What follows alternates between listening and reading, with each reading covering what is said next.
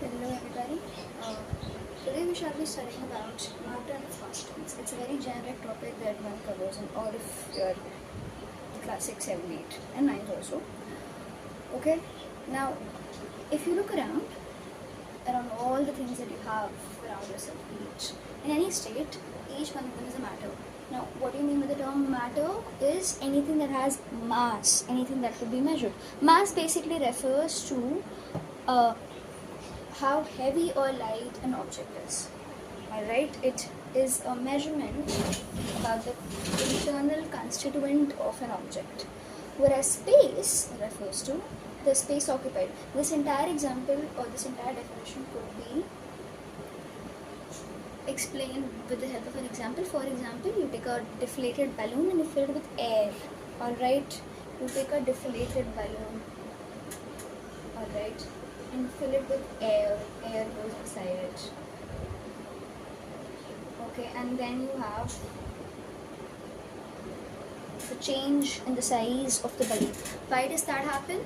Right? Because the air that goes inside the balloon, the air that you blowed or pumped by a machine or something, okay, it ended up occupying the space that it found within the boundaries of the balloon.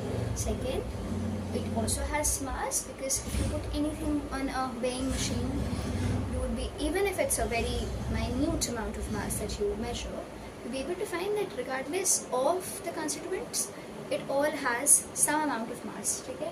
That means it gives some degree of the heaviness or the lightness of the body. That basically is our matter. So now matter is, how is it made of? All the things that we see around, how are they made of? A very generic question, right? All the matter, everything that has mass, everything that occupies space is made up of molecules. And all these molecules are basically made up of atoms. What are molecules? What are atoms? Okay, molecules are the constitutional unit, okay, that combines together. Let's imagine something. For example, imagine you go and buy a piece of cloth, a t-shirt, alright? Now t-shirt, it's a proper t-shirt that you can wear just like any other object lying around you. Okay, that is a matter. Those t-shirts are basically made up of threads, right? And those threads thus come from fibers.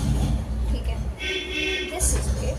In the same way, any matter, anything, okay, your book, your pen, the board, the camera, okay, is basically made up of molecules. And thus molecules are made up of atoms. Molecules क्या है? Molecules are the constitutional unit. It means they all combine together. They all combine together, forming a matter. Okay, and any single molecule is thus made up of multiple other atoms. Okay, now the kind of the matter that you have, for example, water, air, or solid, okay, how would it look like? What are its properties? Chemical, physical, anything. All these would solely depend on its molecules. Alright? And thus, of course, the atoms, for example. And through this only, okay, we shall be discussing about the interparticular forces and interparticular spaces between the molecules. Now, these two terms, of course, we'll be discussing what it means. But so far, we know what is matter. It is everything that is around us, everything that has mass, everything that has space. Okay? How is this everything that lies around us made up of? They are made up of molecules. What are molecules? They are constitutional units that combine together to form a matter. And what is an atom? Atom is the fundamental unit, because it means, of course, you can also break atoms into further more particles, but at this level we will not go over there. Okay, we should only be discussing about the atoms. So they are basically the fundamental units, okay, that forms any matter. Alright, now if I were to discuss about the 3 states of matter, although okay, in modern time today we have found 5 states of matter, but at school level we should only be discussing about the 3 states of matter, alright, which I think we all are very familiar with. Solid, liquids,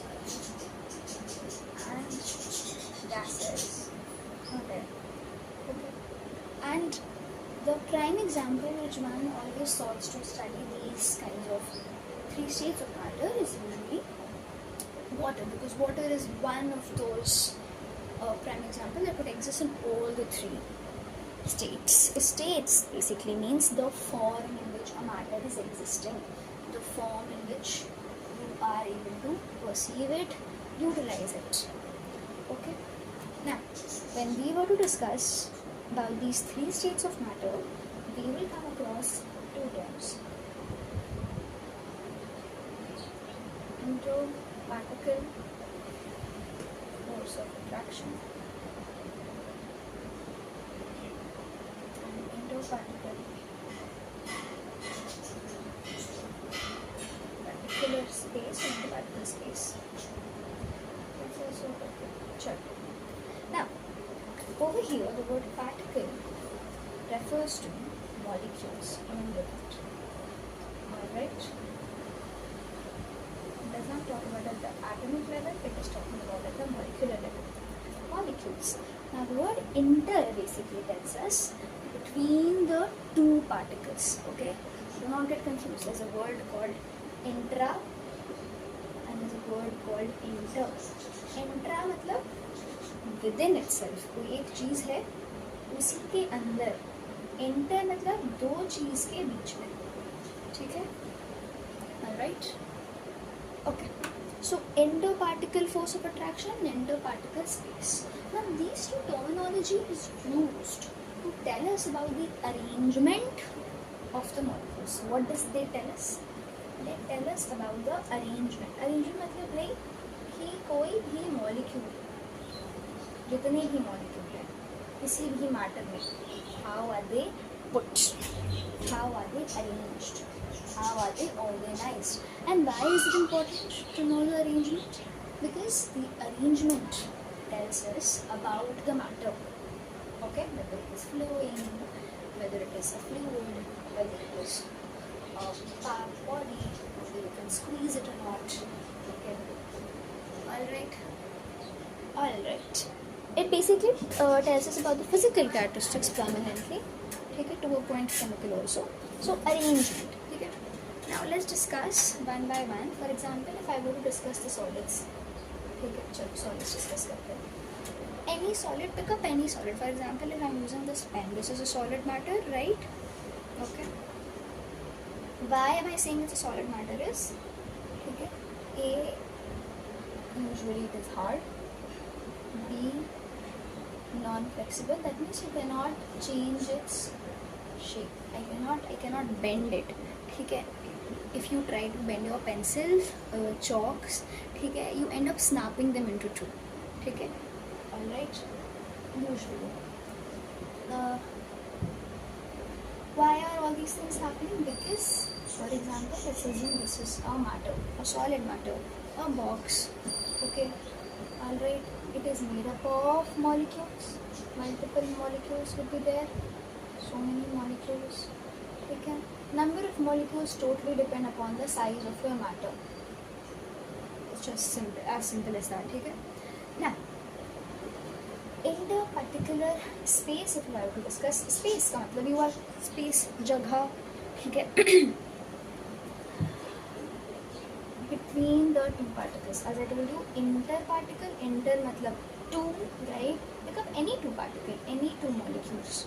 Okay, the space between them highly negligible है, right? Highly negligible, very very very small, ठीक है, not at all there, almost zero. Why is that happening? Because if there were any space between the two, imagine करते हैं that there is some space lies between these two particles. Okay? If there is some space, then what will happen? This much space, any of the particle, either this can move till here or this one can move till here, right? It provides, if you're standing in a very crowded train, like a very crowded train, so you are forced to stand in your position, you cannot move, right? Imagine this situation like a very crowded train. You cannot move, okay? You're all jumbled up together, okay? Touching each other. Now, if you had adequate amount of people in your train, of course you would be able to move peacefully, nobody would touch your body. In the same way, alright, these particles would have a space, right? If they would have a space, this solid body would be able to move because I would be able to change the shape. Okay, so there occurs fixed shape, fixed volume also.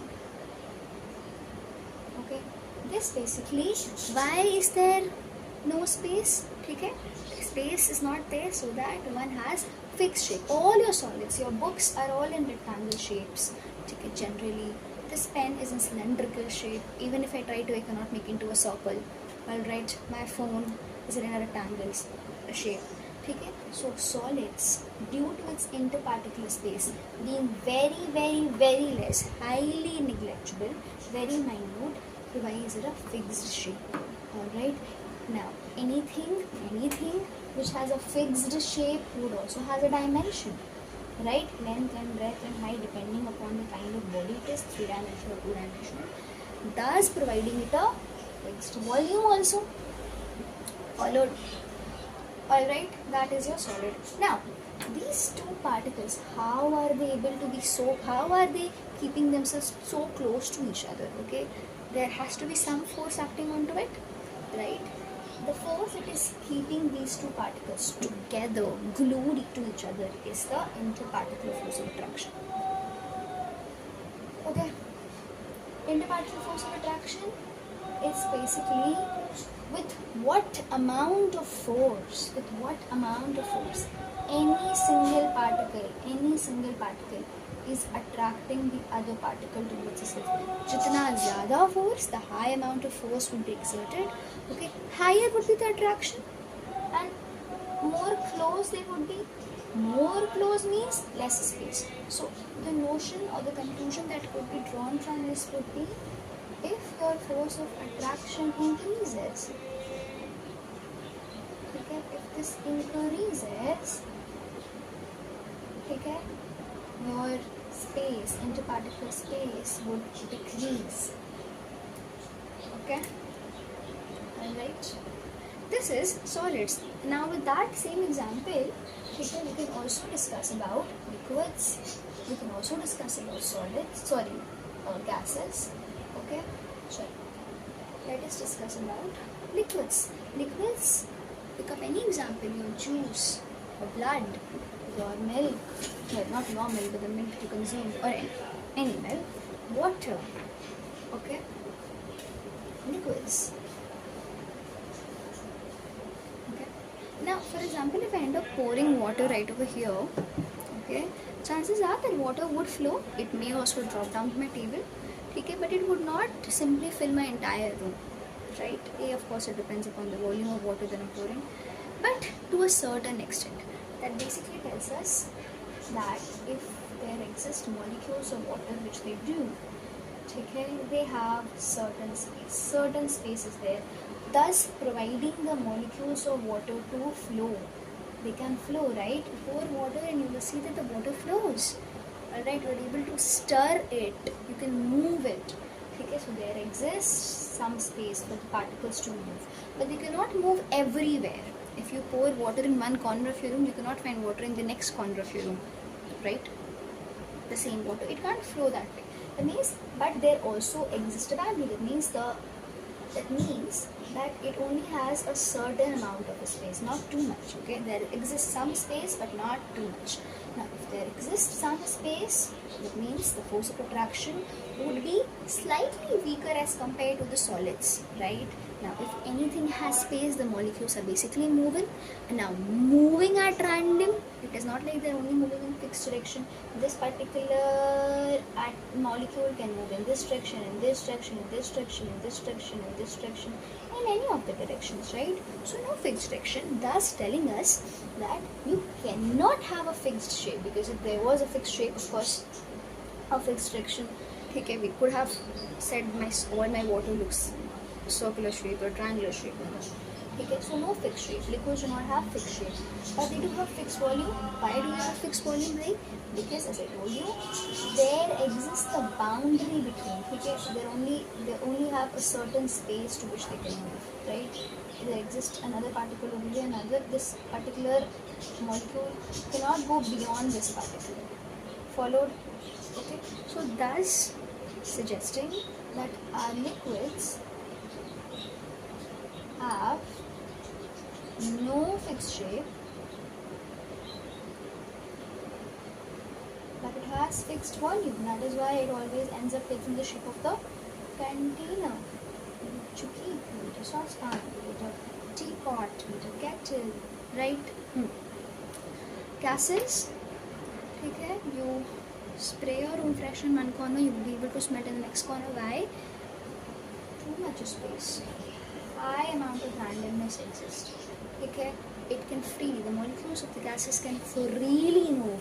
So space is very large, thus making force of attraction very low. The connection is clear? Okay. Interparticular force of attraction, interparticular space. I hope it is clear.